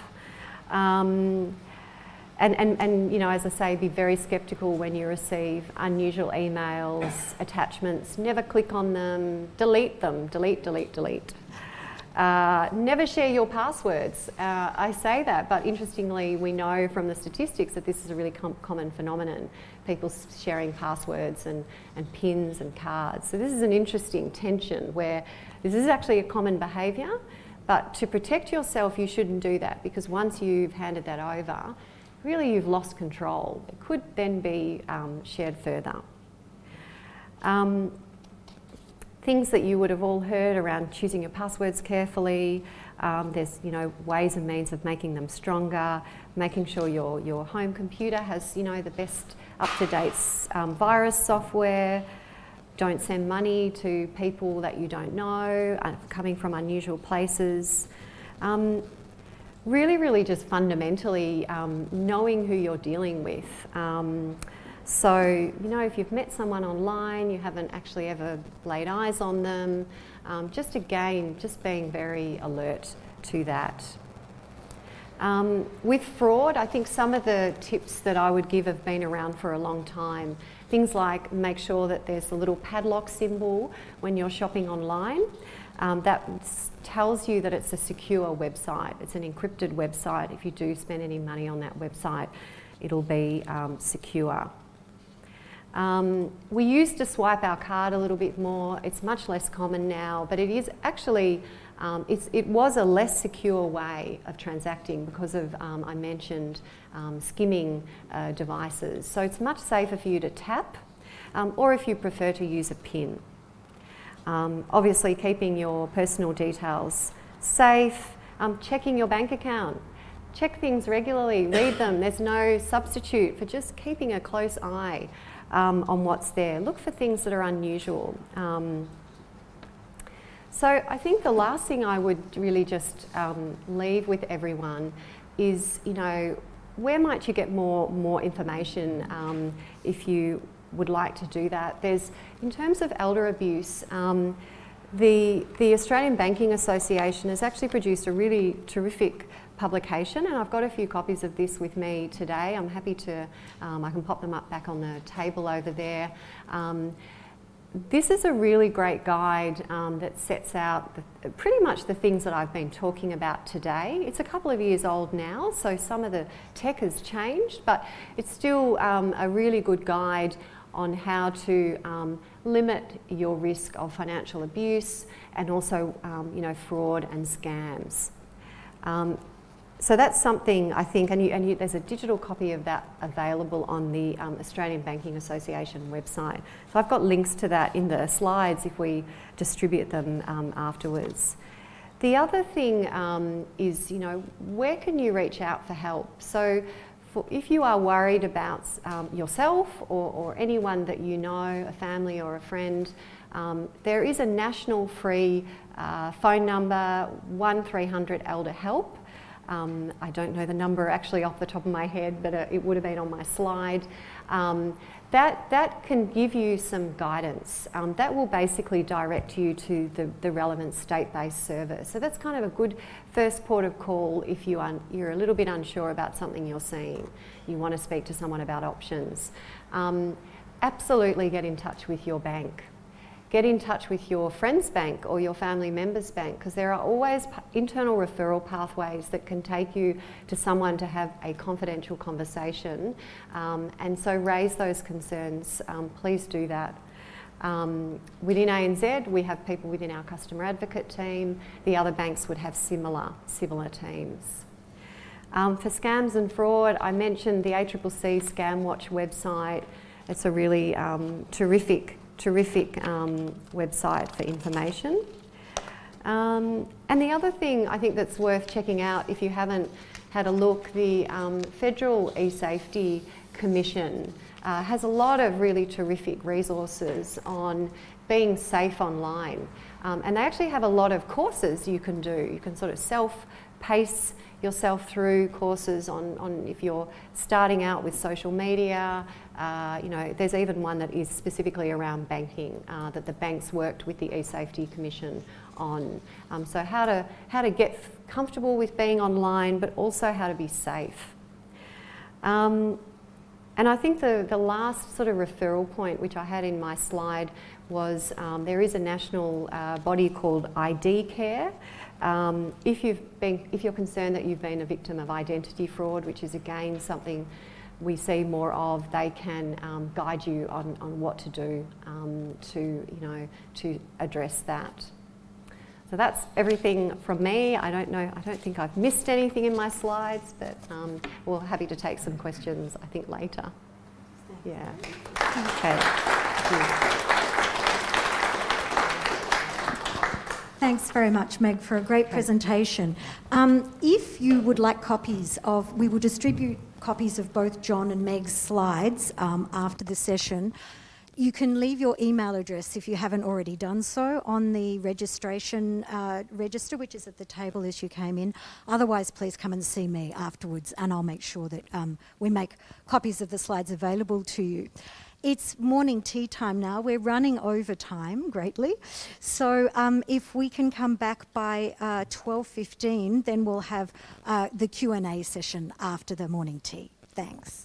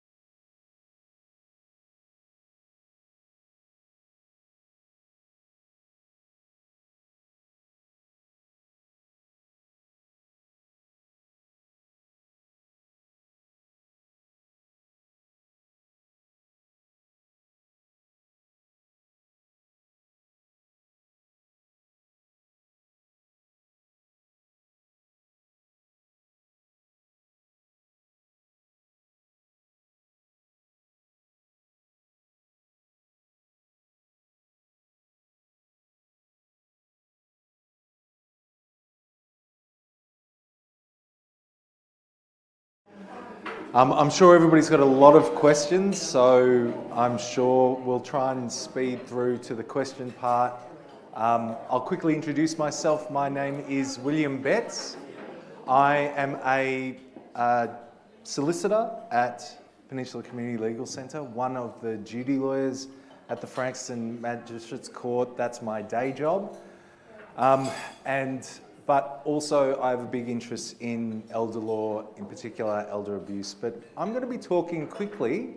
We're going to play a little quick game about wills and estate planning, okay? Now this might be a little bit of difficult for you that both have your hands full at the moment, but just a quick show of hands. Who has a will in this room? A will. Who's written their will? Okay, that's good. That's good. I've been to places that didn't nearly do as well as that, so that's good. Who has done their will within the last 5 years?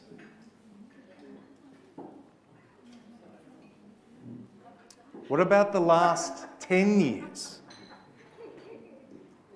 What about the last 15 years? Now let's put, who hasn't done their will in the last 30 years? There's people up the back there. You'd be surprised. I mean, I have a will, so.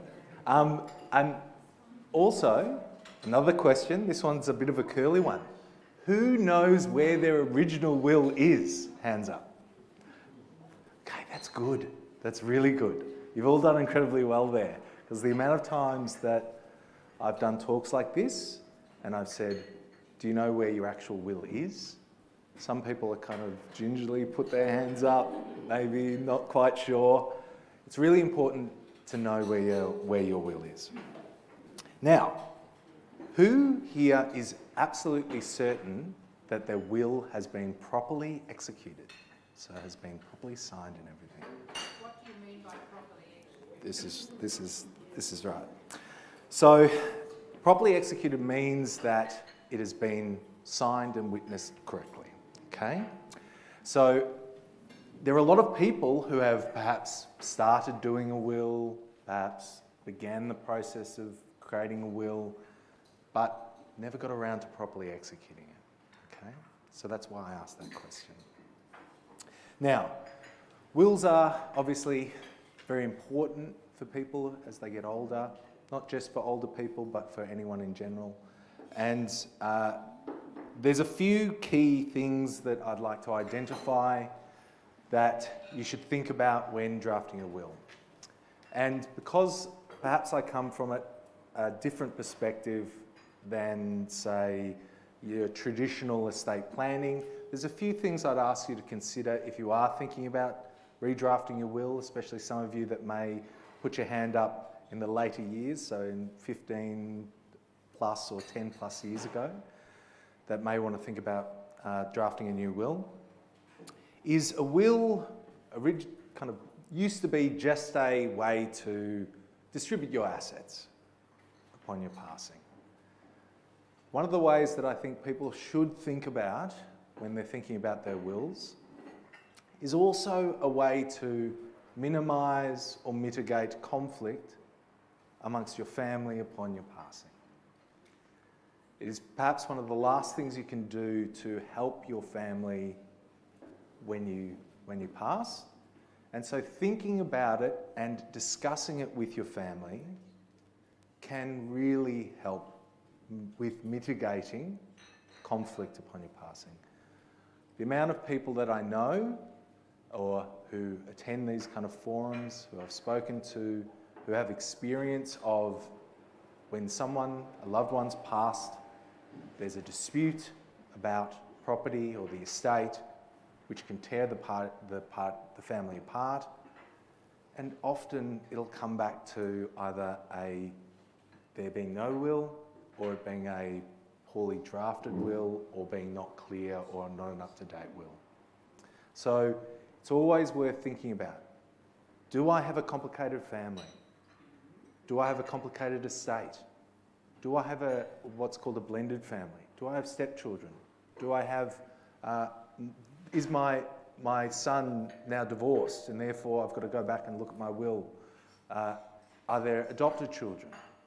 All these kind of questions you need to start thinking about and thinking about whether I should go back and have a look at my will. Whenever there's a dramatic change in your circumstances, whether it is through the change in your estate, so that means the change in the kind of property you have, as well as the change in your family, it's worth finding that will, making sure you know where it is, pulling it out, having a read of it, make sure that it reflects what you wish.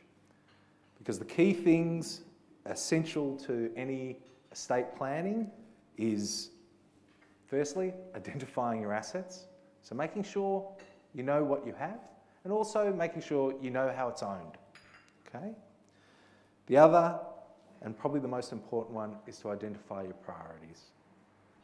What do you want out of this will?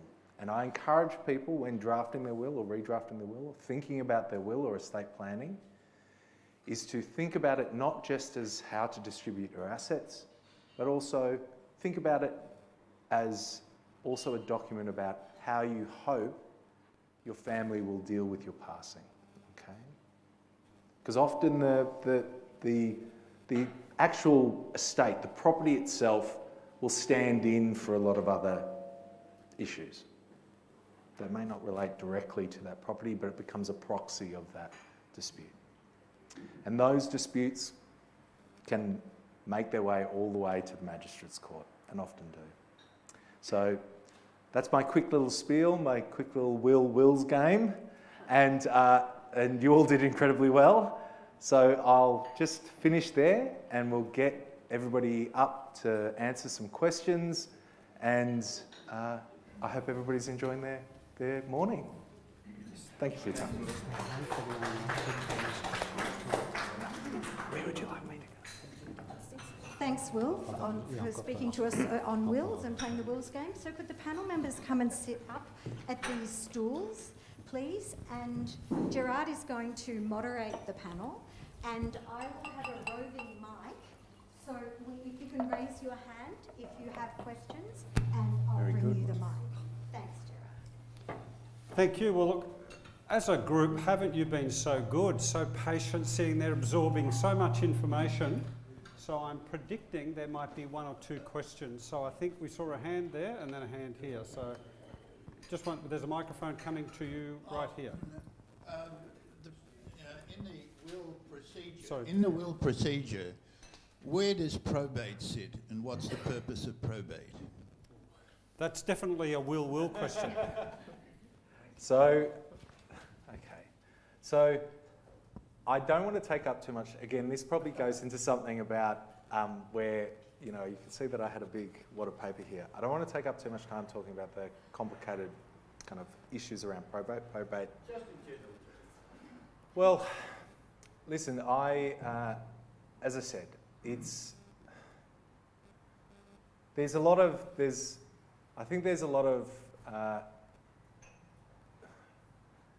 I'm trying to not go into a big spiel. I think I'll just say this. If you've got concerns about how it's all going to function, if your estate is complicated or your family is complicated, the best thing I can advise you is the first step. Pull out the will, have a read of it. Second, if you're unsure or unclear about how it's all going to function, get legal advice. Because disputes about wills often revolve around probate. That's why I say there's a lot of law around that area, and so I don't want to kind of take up too much time delving into it. Can I just cut in, Will? Was your question, what is probate? Is that? Oh. Yes, basically.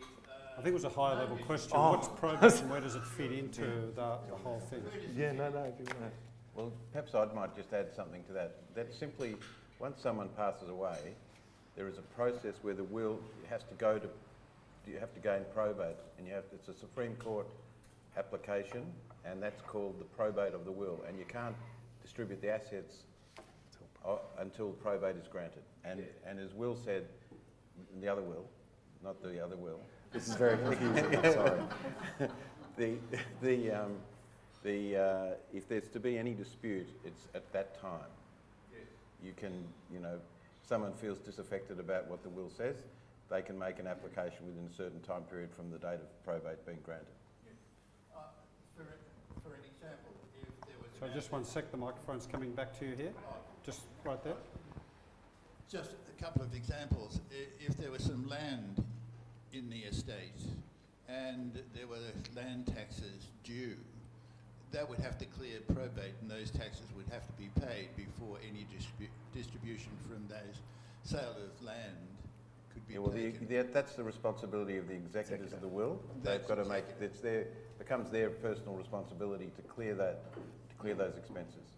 And if there was a brother and sister involved in a particular residential home, and the will was not clear in relation to the ownership of that home. Well, you're getting into more of a legal advice area. That's as I said. That sounds like we need the full facts at another time. That would have to be cleared before probate. Well, I'm not going to generalise. Yeah, no. This is exactly why I kind of was like, We've got to the point of private consultation discussion. This is right. So this is we're right. clear there. So we'll take the next. We'll take the next question. No. As I said, Thank John you for did a that. really So good job plenty describing. of opportunity to follow that up. So Yes. please.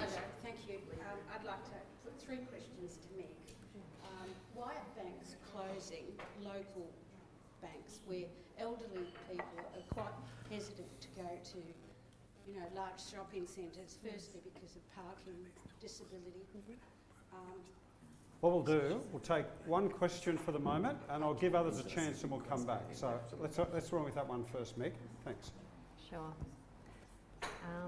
I thought I'd get this question, so thank you for this question, because it's a big subject in the community, and it's something that banks are really having to face into, along with many other large service providers. So, your Medicare office, your Centrelink office, all of these sorts of physical structures, they are shrinking because a lot of services are moving online, and people are embracing online. And so banks are seeing, with our own data, significant declines over time in people actually going inside a branch, and correspondingly significant uptick in people using apps and internet banking. So the challenge we have is, how do we keep branches open when you might only have 5 people come in a day?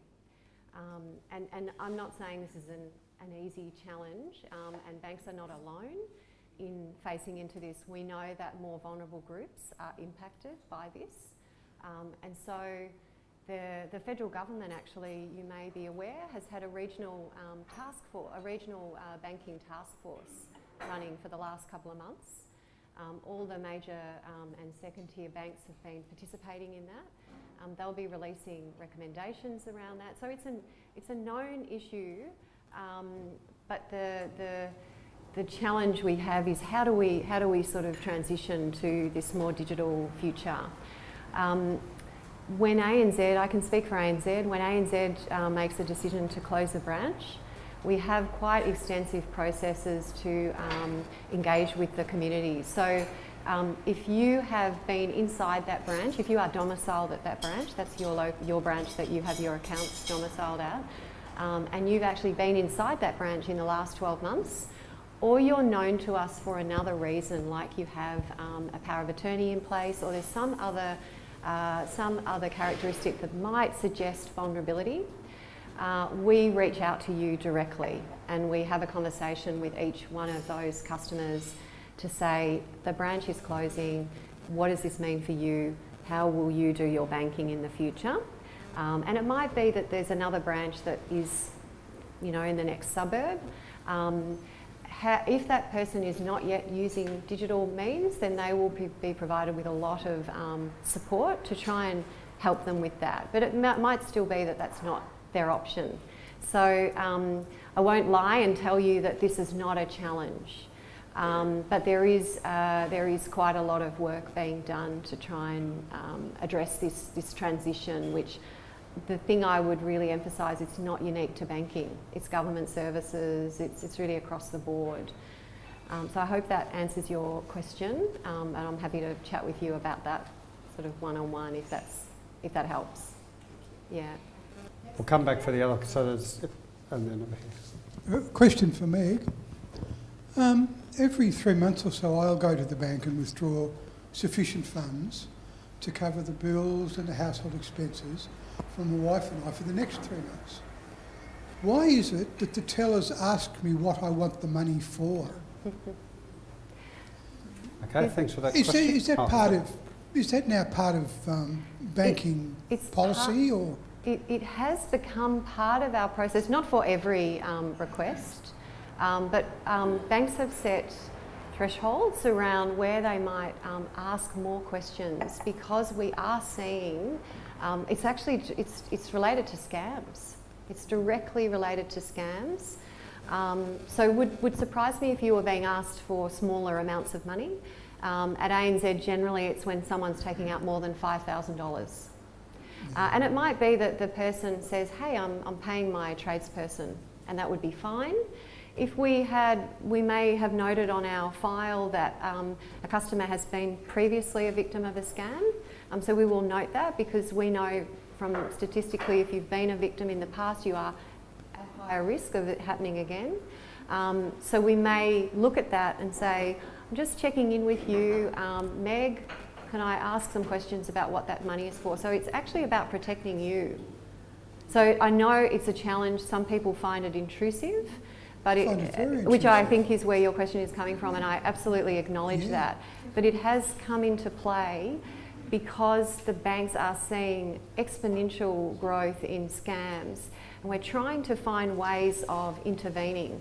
And hopefully those questions are being asked respectfully. We do the training to do that. So yeah, that's what it's trying to get at. Well, the teller actually asked me if I was going outside to give it to a scammer who was waiting outside the bank. It and happens. I thought, hey, hang on. Yeah. That's crazy. It happens. You'd be amazed. It happens. Someone actually is instructed to walk down to their local bank, withdraw a sum of money, and they pay someone. So it may surprise you, but it is actually happening. Yeah. Is it aimed at just a certain age group? No. It's not. It's generally threshold, like an amount based, or if you've got more of a history, you're known to the bank. So we've got a question here, and then over in the back corner there, Tup. This is not a question, but it is something that I want to make people here aware of, and that is that if you have disabled children, when you're thinking about making a will, consider special disability trusts. That's all I wanted to share with you. Thank you. Thank you for that.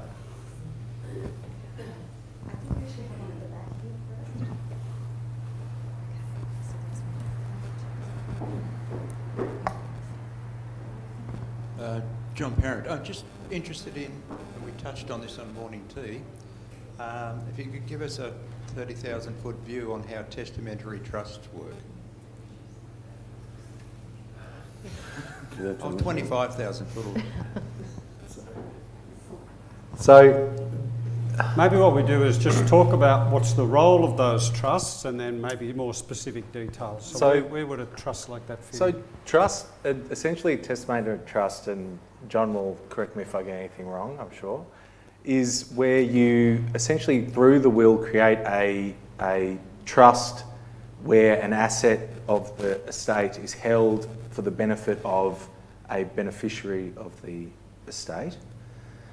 That actually can relate to, for instance, the comment of the speaker earlier. So can often be put in place either for young children, is from a lot of experience that I've had is where that's the case. Sometimes there's disputes around that. But also for people with disabilities or something like that, which don't have capacity to either manage or to use those funds in an appropriate way. you can create essentially a situation where either the asset is then used for a particular purpose, depending on how the trust is constructed in the will. So it is, if you're thinking, there's also tax implications for the use of trusts. If your estate is complex enough or your family is complex enough that you feel that actually I want to look into creating a trust through the will for the benefit of one of my family members or for tax purposes because your estate is complex enough, that's when the one thing I would say, go speak to a lawyer about it. Describe the specific fact circumstances, specifically what you wish to achieve through the trust, and then you'll get some advice that's more specific than what I can give here. So can I just say at this point, it is 12:30, and I understand that some people may need to go. We've got a few more questions, so are our panellists able to hang around for a few more minutes? We want to just take a few more questions, but I accept that some people may need to go. So, 2 questions from me. The first one is, can the government touch our pension if you haven't been vaccinated? The second one is, if you've been advised because of your health not to have the vaccination and therefore you've been put into the unemployment sector, where do we stand legally with that? I'm not sure if anyone's confident to answer a vaccination question. John, is that something in your... Will's about to answer it. Will's about to answer.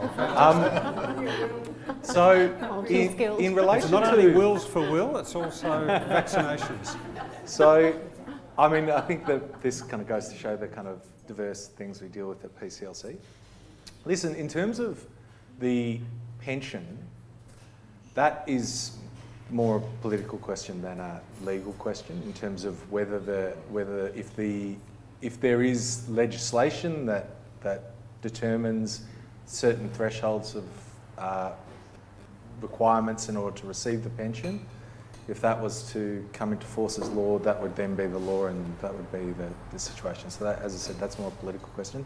I don't think it's likely, but as I said, that's more a political answer than a legal one. But it doesn't exist at the moment. It does not exist at the moment. Okay. Another, in relation, sorry, the second question was... If you've been advised by your doctor or specialist not to get the vaccination, you've stated that to your employment, that you've been advised, but they cannot give you an exemption because the government won't let them, and they verbally have told a lot of us this, but you lose your job anyway because you can't be vaccinated because you've been advised because of your health, not because you're an anti-vaxxer. Where do we stand legally with that? That's very much an employment law question. There would be, you would have to seek advice about whether you've been unfairly dismissed due to a medical issue. But as I said, generally, employers have quite a lot of discretion in relation to the employment in relation to their policies or procedures. And similar to if you say, for instance, lose the ability to do your job because you've lost your driver's licence, for instance. We deal with this quite a lot in terms of dealing with people who lose their licence due to road traffic offences.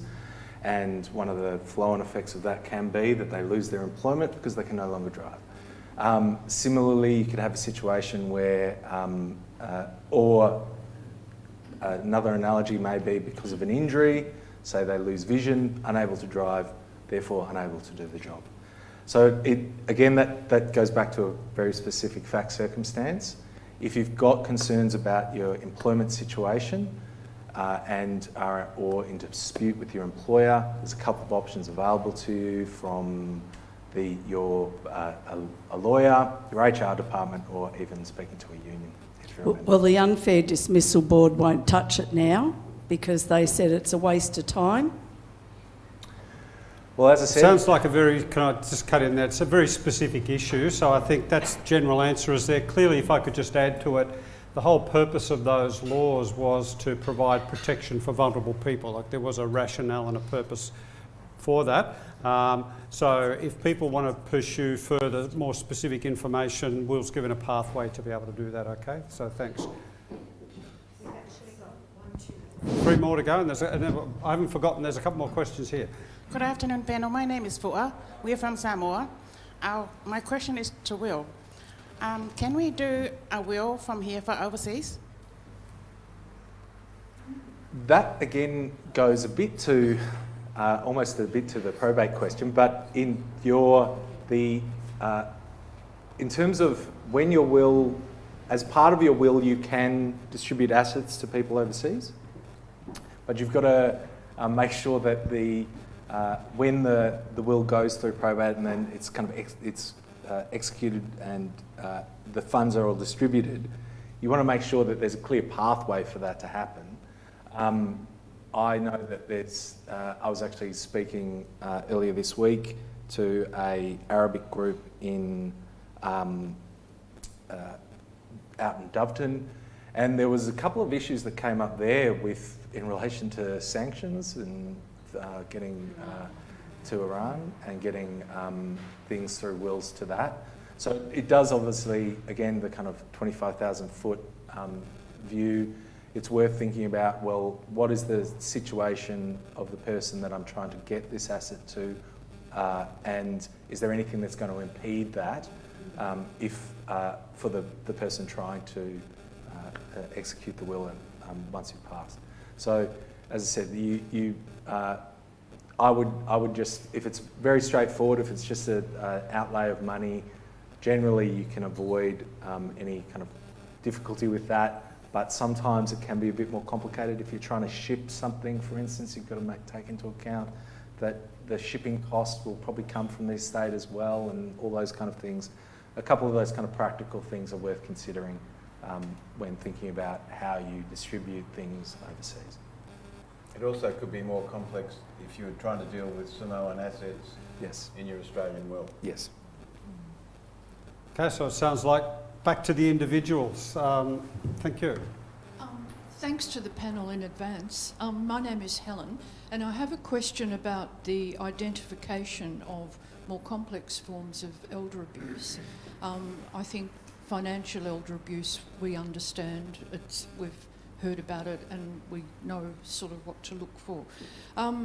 In terms of the National Prevalence Study, there was a broader definition of elder abuse that came out of that to include situations where there might be a neighbour, a friend, an acquaintance, or a service provider. So a broader definition termed where there's an imbalance of power, a social connections type of relationship as opposed to a family situation.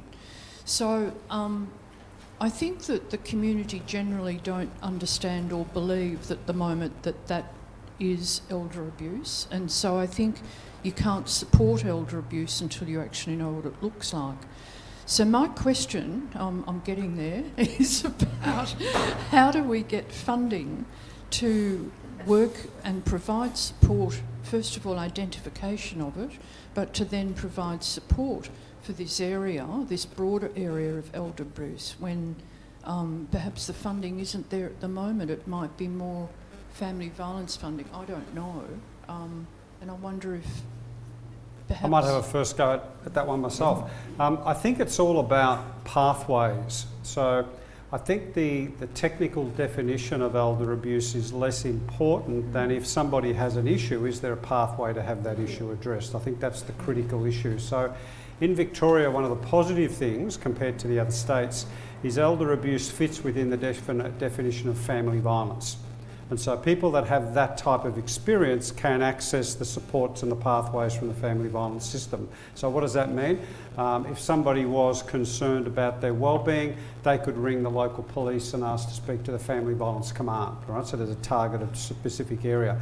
If it was something, say, like scams, then there'd be a different pathway for them to receive support. If it was something like a neighbour support issue, there'd be a different pathway.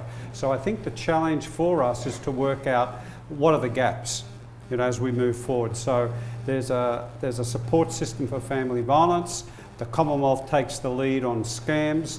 Are there issues as we move forward, particularly in terms of what John was talking about with innovations, new business models? Where are the gaps and what do those gaps look like? And that's part of the work that I would do as a commissioner. I would say to government, look, I think we've got this covered, we've got this covered. There's an emerging issue. We're not really providing a pathway for these people. So someone like myself would look forward to discussions about what are those emerging issues where people feel that there are gaps and there's not pathways. So I guess for me, it's less about a technical definition. It's more about, well, can somebody get the support they need to address the issues? So I'm quite practical in how I think about it. That's a really good answer, thank you. But can I just extend the question a bit further? If that, for example, was a neighbour problem and one neighbour's very young and physically strong and the other neighbour is doddery like me, and then you go that the pathway is to dispute resolution, they won't take on a case where there's a clear imbalance of power, as is reasonable, because you wouldn't provide mediation for family violence either, because the person, it's not a fair mediation when there's such an imbalance of power. So there really isn't a pathway. Well, that's, look, that I think gets to the point where maybe there's a more specific thing. At a higher level, normally there is a pathway because we have a whole lot of targeted, funded specialist advocacy organisations. So say, for example, if there was an issue around aged care, the Commonwealth funds an advocacy service for people to walk with you. So often the imbalance of power that's struck is that state and Commonwealth governments fund advocacy services to provide that intermediary role and that intermediary support. So again, if the feeling is in a particular type of category, there's not a pathway and there's not support, then I'd appreciate to hear about that. But one of the other issues that does sit there for all of us as a challenge is that there ultimately needs to be consent by the person to actually want to do something about it. There are a number of times that issues come to me where people are aware there's a problem, they're aware there's pathways, but they just choose to do nothing about it. Now, in the end, that's ultimately their right. The one time that I think that does get overridden, and there's a very narrow set of circumstances where that might happen, if the police were, for example, concerned that there was an immediate risk to someone's well-being, then they may well intervene over the top of that consent. But generally, it would be fair to say that the person concerned would have to exercise consent in that situation. So, thank you. Sorry, Will. Briefly add to that. We, as lawyers, we deal with definitions all the time. And so in that specific example, personal safety intervention orders are also available in relation to neighbourhood disputes. It doesn't cover the whole field. So that's one thing. There is obviously a real big tension, and we see this at the court all the time, where elder abuse issues are in the family violence jurisdiction. The family violence jurisdiction is, from its base, designed for intimate partner violence in particular, and it often does feel like we're trying to push a round peg into a square hole when we get, and we're getting more of it, and we've gotten a lot of it over the pandemic, issues of elder abuse, particularly parent and child situations where the child's moved back home. And so that is an area where I think there does need to be perhaps additional pathways at a micro level at the court to deal with those issues slightly differently, more options being available to those affected family members than is maybe not needed in a traditional family violence context. If I could add to that, because I was remiss of me, I should have added one of the commitments that the Victorian government made in response to the National Elder Abuse Plan. So when the commitments occurred as a result of the Australian Law Reform Commission naming the fact that across Australia we need to do more in terms of elder abuse, what was obvious is that different state jurisdictions were doing different things. And so Victoria made a commitment which has been impacted by COVID, so it hasn't dropped off, but it's been delayed by COVID, to look at the whole issue of safeguarding protections and are they appropriate in each state. What's happened in the last, say, 4 or 5 years is that states have strengthened those protections in different ways. So South Australia has introduced a new safeguarding approach, and it's embedded within a government department. New South Wales did it through a Disability and Ageing Commission. Queensland's done it differently, and the ACT's done it differently. Now, the reason they've come to different solutions, it depends what your underpinning starting point was. The gap that existed in South Australia wouldn't be the same gap, for example, that existed in Victoria. So that is a very live commitment for the Victorian government to look at that broader safeguarding issue. So that's an activity that's currently going on in Victoria. I should have that reminded me of that. I should have said that as well, Will. Thank you. My question is about access and leaving a proportion of the elderly population behind. It seems to me that there is an assumption of many organisations, banks, government departments and so on, that elderly people always have access to computer or internet ways and means of either applying for example, a government grant to put on a solar panel, or banking, or getting information on legal matters or other agencies included. I'm quite aware through my own networks, and also if you look at Australian Bureau of Statistics for the Mornington Peninsula, there is quite a high proportion of the population that is either on a pension-only income or a very low income, and the last thing on their luxury item list, way beyond what they can afford, is internet access. And sometimes when I've tried to advocate for people, the response has been, oh, well, they can always go to the library.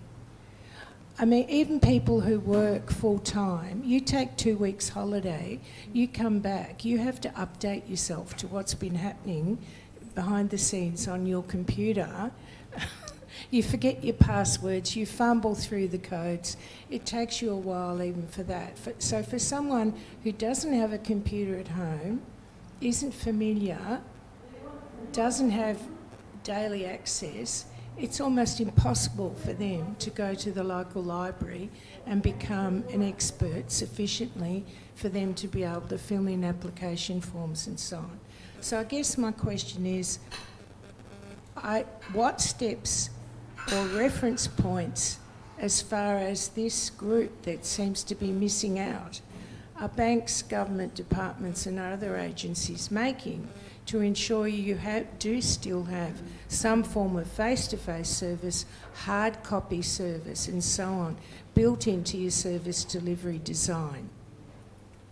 Well, I can answer that one thing quickly. John and I am pretty sure we're going to be in person down at Rosebud for the Elder Law Clinic, and we're more than happy to speak to people face to face. Besides that though, absolutely, especially over COVID, it has been incredibly difficult to see people face to face. We've had situations where people can't, for instance, revoke a power of attorney that they suspect's being abused because they can't get anybody to witness it's being signed. All sorts of things like that have been occurring over COVID, but hopefully now that things are opening up, we can do that. But I think you're right, and this goes back to the issue of funding. There needs to be funding for face-to-face service, as opposed, because obviously it's less expensive to have a remote service, but the value of a face-to-face consult or someone sitting across from you and being able to look those things up for you or help you fill out a form, those kind of things, they can be very invaluable.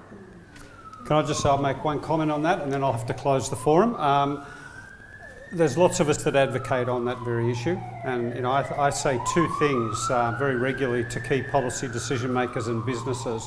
One, I think there's a responsibility to provide alternate pathways and to always remember that not everybody's online and there are a whole range of barriers and they're published regularly. You know, there is a digital index that's published regularly. It outlines exactly what the barriers are, and you won't be surprised to know that people over 75 are the lowest users with the biggest barriers, so there's no surprise there.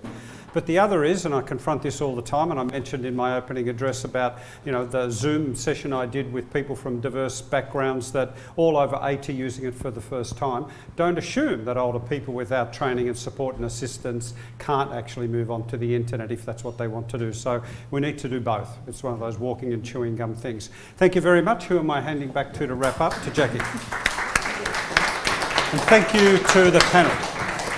Can I just say on behalf of PCLC, I'd like to thank all of our presenters today for their excellent presentations, which I'm sure you've all learned a great deal from. I'd like to thank Gerard Mature for being here with us today and opening the forum and being a great, fantastic moderator for our Q&A panel. That is the end of our forum, but what I will say is that PCLC proudly resumed its in-person services 2 weeks ago. We will continue to provide in-person and community responsive legal services to the community. So thank you all for attending.